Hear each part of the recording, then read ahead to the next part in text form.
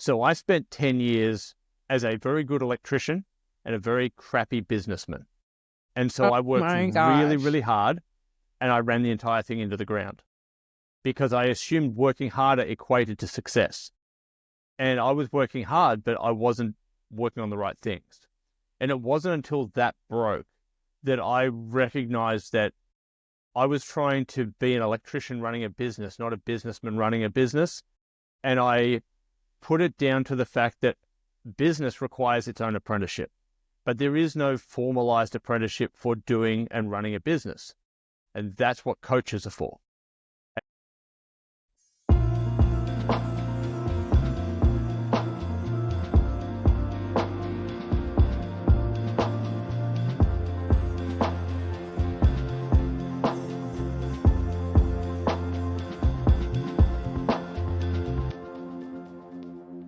Well, hello and welcome back to the Amanda Kaufman Show. Today I'm joined by Simon Gibbs, who has a ton of experience in I wrote this down, in the electrical business. So I'm going to ask you lots of questions about the electrical business so that I know exactly what that means, because I have a chemical engineering degree. And although I never worked a day in my life as an engineer, I can't help but nerd out when I hear that somebody's in a cool space like that.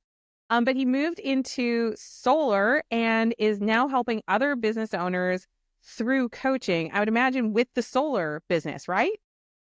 Actually, broad spectrum. So, Broad spectrum. Oh my gosh. Okay. We're going to go there and we're going to keep going with the coaches that don't suck segment. And I'm really excited, Simon, because I could just tell right away after meeting you in another program, this is a guy that's got his stuff together. This guy does not suck.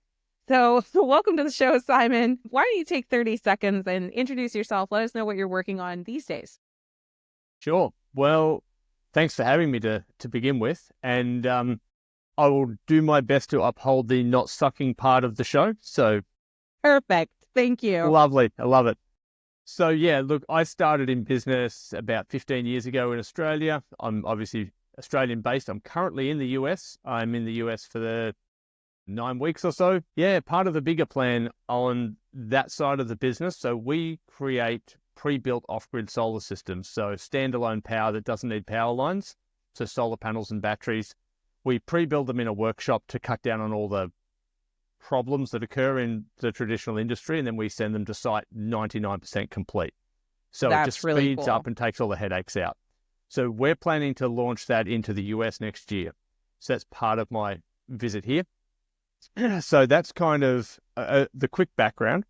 And then on the coaching side, basically after 15 years and having met a lot of people who struggle with things that I finally figured out how to get through, it was like, I actually have some context now to be able to take that, come back and help the people who are coming up behind me to say, hey, look, if you don't do a bunch of this stuff I did, you can take my 10 years and compress it into one. And I so love that being able to perspective. share that with other people and help them get there faster. So that's really That's very cool. That's very cool. So it sounds like in the solar business, it almost sounds like prefabricated kind of solar setups. almost, yes. Yeah, almost yes. So spoken like a true, not an engineer. So so what is it about coaching, do you think, that makes such a big difference in people's lives? Like, you mentioned that there's things that you might not have done in the last 10 years that you specifically are coaching people about. Can you give me like an example of something that you specifically love to help people kind of avoid or get more alignment on? For sure. I think the biggest thing, so this is talking from my experience, if you are 5 degrees negative in your journey and Mm-hmm. you work harder and harder, you continue to deviate away from even the break-even point. So if you're only a little Good. bit to the wrong side and you continue out there, the whole thing falls over, even though you only started that far off. I And love so that. sorry, go for it. I was just you got me really excited because today I was just doing a live stream where we were talking about the avoidance of burnout, which is a really big problem that a lot of coaches have especially as they're transitioning into building an audience and converting that audience and everything. It can be quite overwhelming. But you were making me think about Darren Hardy's book, The Compound Effect. I don't know if you had a chance to read that one. Not that one, no. Yeah, but it's exactly what you just described. It's like you might be a little off in the beginning, but if you keep compounding in the negative direction, then you end up far off of the path. And a lot of the good stuff that happens, building business and otherwise in life, it also requires a compound effect, but we have to be intentional about making sure that we're compounding in the correct direction. So good. Yeah. So how do you help people identify or stop the slide? Like once they've identified that they're off like that, what are some of the techniques that you use to help them get back on track? So the main thing that I focus on, and I've sort of coined the term a business architect. And I so love that. my aim is to be the architect of your business so that we can actually lay a foundation and a framework and a roadmap to get you from here to there. So I spent 10 years as a very good electrician and a very crappy businessman. And so I worked My really, gosh. really hard, and I ran the entire thing into the ground because I assumed working harder equated to success. And I was working hard, but I wasn't working on the right things. And it wasn't until that broke that I recognized that I was trying to be an electrician running a business, not a businessman running a business. And I put it down to the fact that business requires its own apprenticeship, but there is no formalized apprenticeship for doing and running a business. And that's what coaches are for. And so I went and got coached. I went and joined masterminds, and I spent quite a lot of money going to professionals and learning. And in the next 2 years, I tripled my knowledge base that I'd accumulated over the last 10 because it filled in all the blanks. I wasn't short on the hard work, but I was short on the how-to. And so it's really trying to walk people through that and build that foundation. I've been working on this framework that has that is really kind of modeled off after the reporter method. So as coaches, we like to ask those open-ended questions of who, what, where, when, how, those kinds of questions. But I was thinking about those questions kind of relative to the journey, right? Like when you're a business owner, and I see this a lot with coaches, they become an amazing, outstanding, incredible coach, right? But they're not necessarily developing the business skills or aptitudes that are necessary to create a business around that valuable skill set. So the framework that have been working on is like a lot of memberships are really all about showing you what is important, and then as you move into, okay, I know what's important, then the next thing is, well, how do I do it? And the thing that a lot of people really get stuck in is like this overconsumption on how, and they over-index on how, and especially in business because there's just so many ways to do the same darn thing, and they all require their own sequence. And to me, like coaching specifically helps us with when, right? Like when are we really going to pull this trigger on this thing? And like how much time are we really dedicating towards the thing? And the accountability really, really helps. And then, a mastermind, for example, allows us to connect with who and also connect with who are we becoming. So I don't know what you think about that framework, but has that been kind of generally your experience as well? As like there's kind of this motion that we go through as we learn? Definitely. And it evolves. And I think there is time and place for a lot of different elements. And so one of the big ones that I've seen is there is a big difference between coaches and mentors. And I think terminology can be a little interesting depending on how you understand those words. And the way I had it explained that really made sense to me is a mentor is somebody you look up to, you'll listen to their information, you'll dissect it, and you'll try and apply it yourself. A coach is somebody who is going to show you how to implement it. They're going to hold you accountable, and they are far more a one-on-one type of thing. And you should be interacting with a coach once a week. A mentor you may interact with once every 3 months, once every 6 months. And so they're the sorts of things where you may go to an event, hear the person on stage and get a whole lot out of what they've said. And then you've got 3 months to go and deal with that. A coach is going to be there every week going, did you do what we talked about last week? How have you gone with that? Do you need help with that? And it's that. And this is why coaching, I think, is such a great field for anybody that has something to offer other people who are coming up behind them, because you can't get to a mass scale with you doing everything, but you can help a select few. And I like to think it more in a stacking layers on a cake. And so when you start, you may be one layer deep. It's you to a few clients. And then you're going to, if you want to grow that business, you then have to go to you training facilitators who train clients. And then you need to, you continue to tier that up as it gets wider on the base.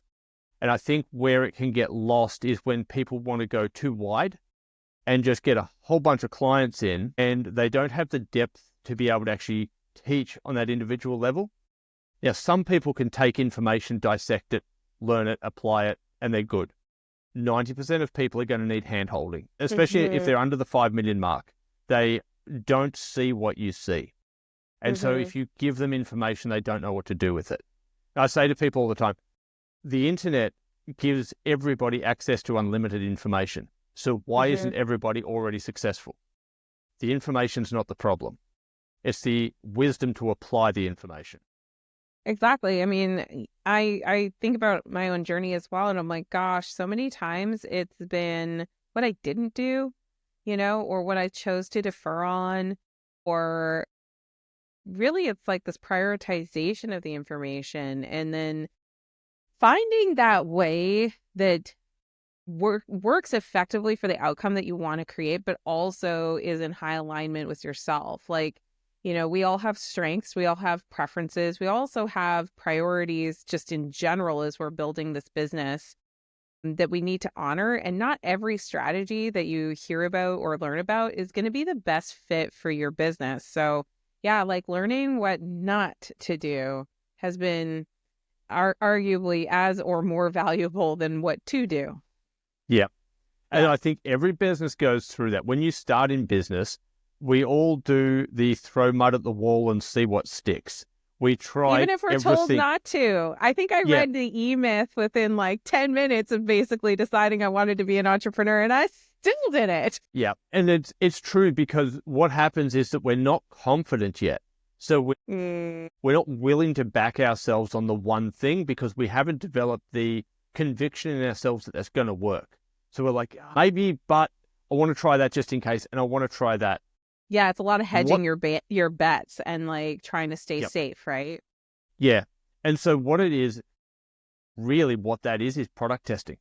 It is market fit. It is trying to, and now if you could have some advice around that to say, pick two, and here's how we're going to strategize to actually market fit them, see if you have an audience, see if you have clients that are interested, and how to do that without going scattergun to 30 different ideas.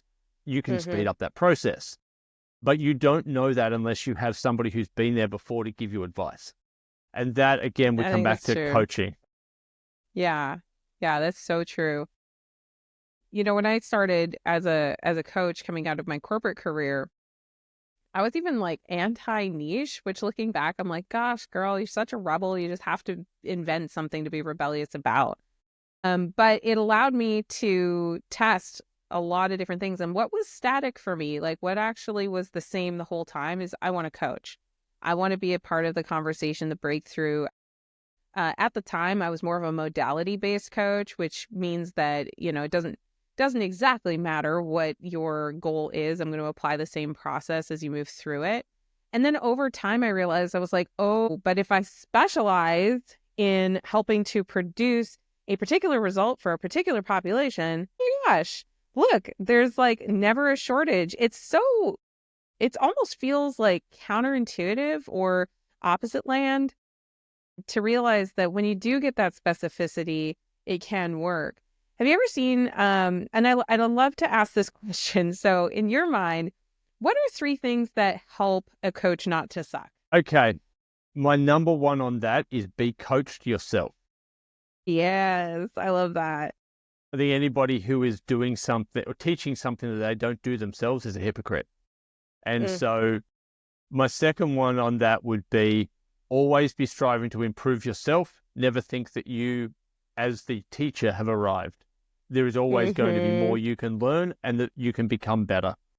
And the other one is to never fear failure. So one of the things that I think so many people get caught into is, now that I have some form of public status, I can never afford to fail. I can never afford to make a mistake because everybody's watching me. What that will do, that creates a fear response to any kind of challenge, and you will take the path of least resistance. You will make all the safe bets, and you will probably stagnate in your growth because you're no longer prepared to take risk. When you had nothing to lose, it's like, what do I care? I'll just try everything. And then when you start to grow, it's like, oh, now I can't afford to take those same risks. The truth is you can, because you've actually got more context. You'll do better this time. But I think we can fall into that fear of public perception and then shy away from making educated guesses, which is a lot of business, is making educated guesses. The good business people just have more context to make better educated guesses on what they're going to do. Nothing is an exact science. I really love this. There's nothing more dangerous than a man who has nothing to lose, right? Like, I don't know who Absolutely. said it, but that's, it's so very true. And I think I think there's a lot of perception about what we have gained so far as being so valuable sometimes that we're sacrificing it. We're sacrificing this future gain that could be so much better if we would just take the risk, if we would just trust ourselves to be the beginner and remain the beginner in that mindset. I love that so, so much. So, Simon, what would you say to someone who is, very confident that they can help people, but they're maybe struggling with the balancing of doing it all, and they're maybe struggling with, just kind of getting spread a bit too thin and having a hard time choosing priority? Like, what would you say to that person? I would say take a look at your business model and structure, because this is part of what I love helping people with, is that foundation and the blueprint and the roadmap to get you from where you are to where you want to be. And the reason that's so important is you've got to make a decision right at the beginning.